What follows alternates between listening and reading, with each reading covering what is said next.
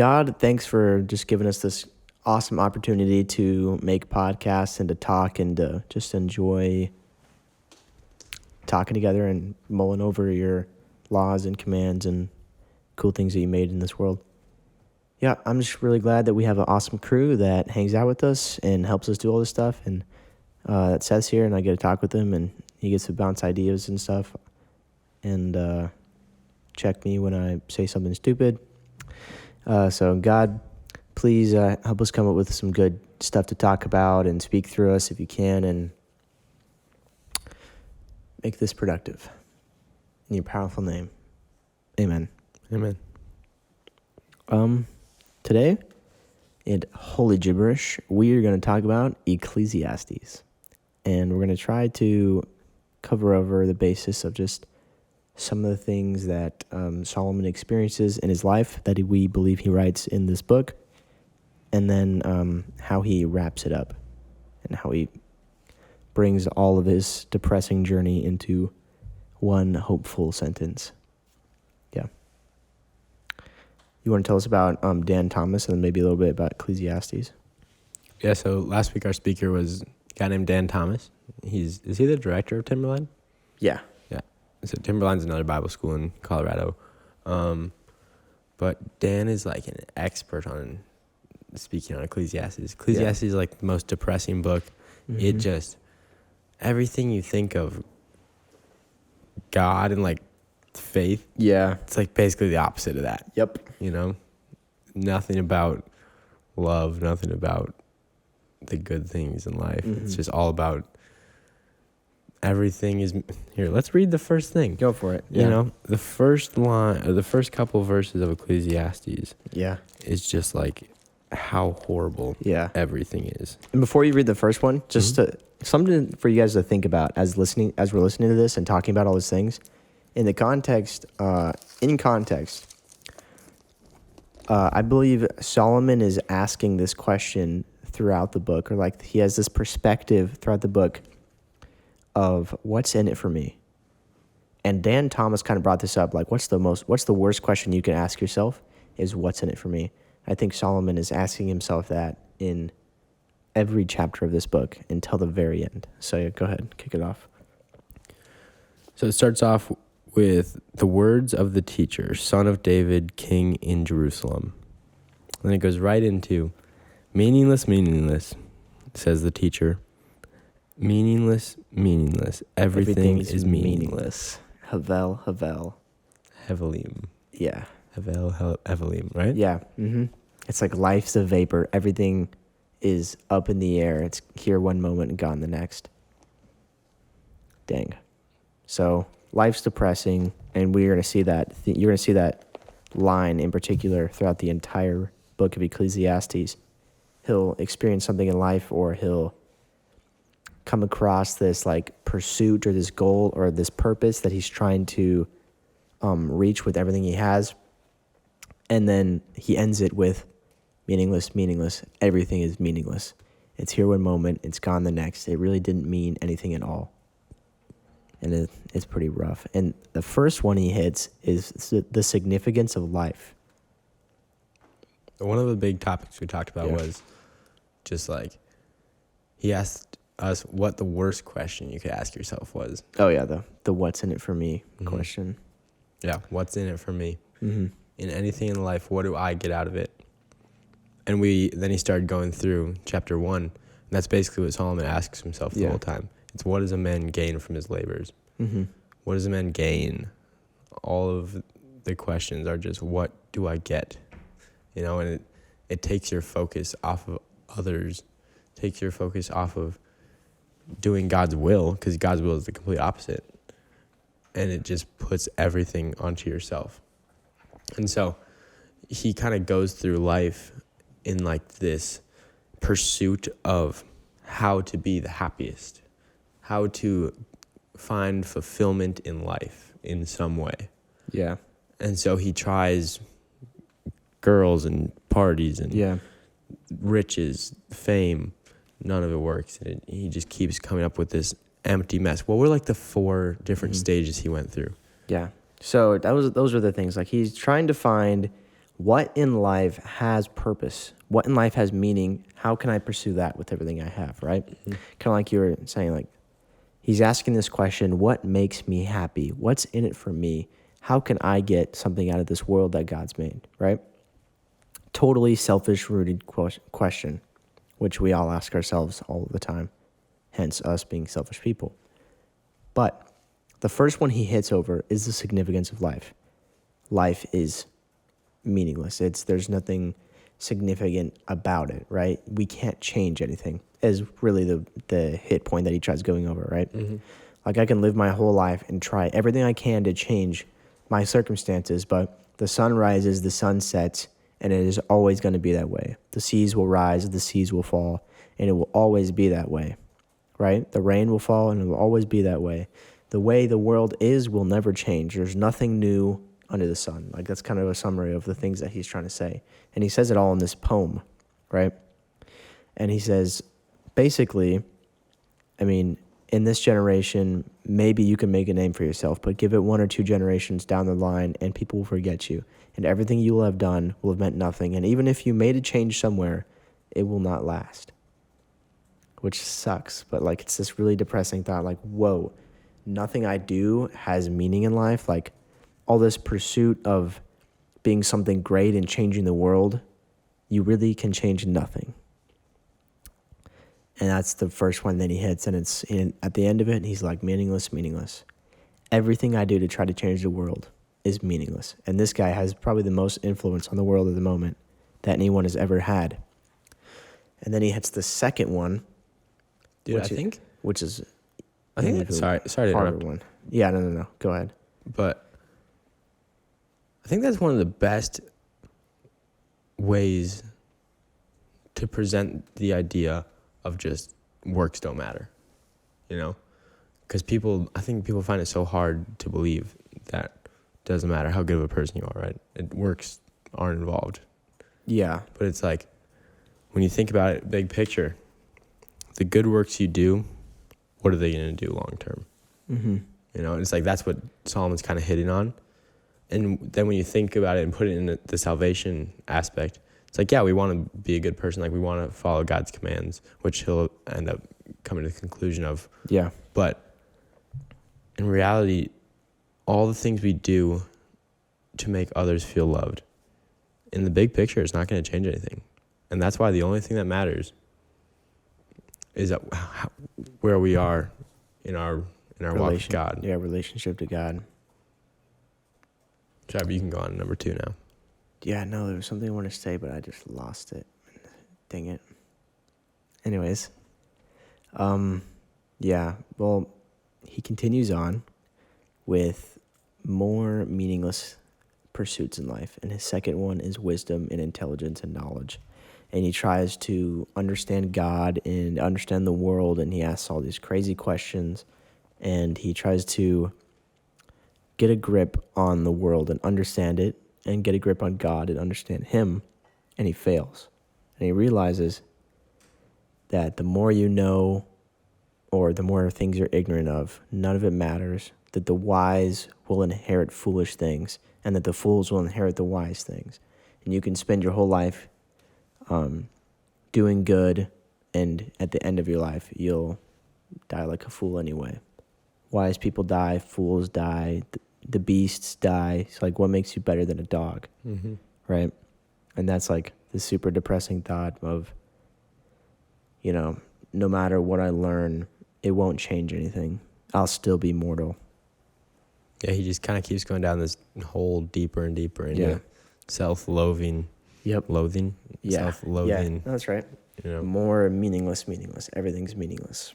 every aspect he tries. And that's the thing. He doesn't just try living the fun life, you know? Yeah. He tries being a good person. He tries finding wisdom, finding the meaning. None of it works. Nope. There was 4 though, wasn't there? Yeah, there's a third. Okay. And the third one is women, money, houses, riches, the American dream, basically. Yeah. Right? Living the American dream, living it up with all the money you have and buying all the best houses, the best wine, the best everything, right? And he ended it with, well, they're the reward. You know, they're there for 1 second and they're gone the next.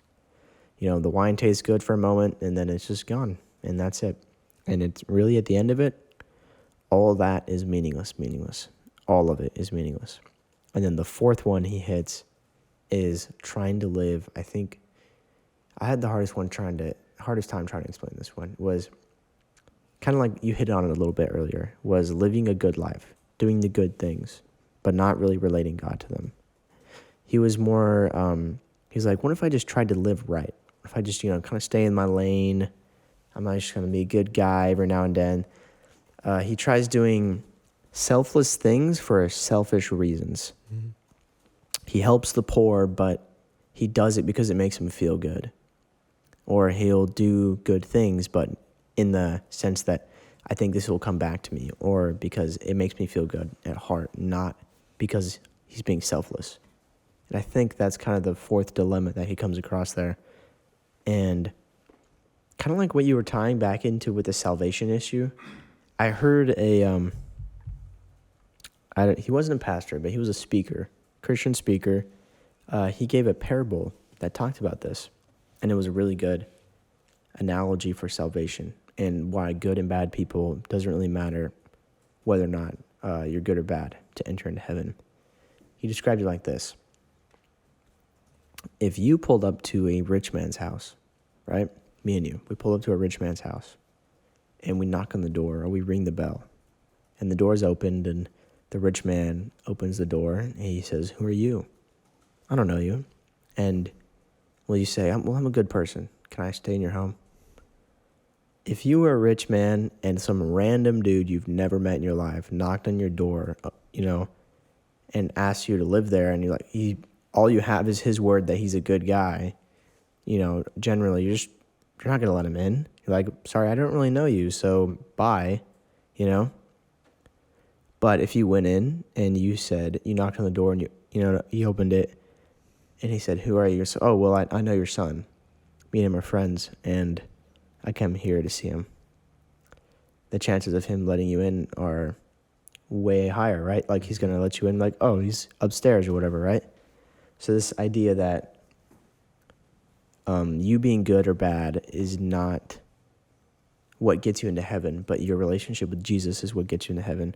So even though Solomon pursued all these works of being a good guy, but didn't tie it back to being close to Jesus, didn't mean anything for him.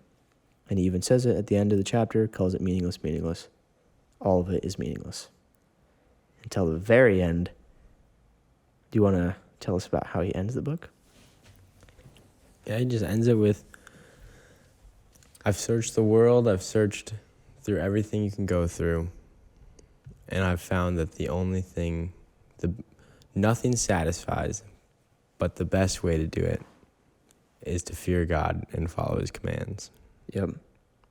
Don't build up your expectations because you're going to get let down. Just do what God tells you to do because it's the best plan for you.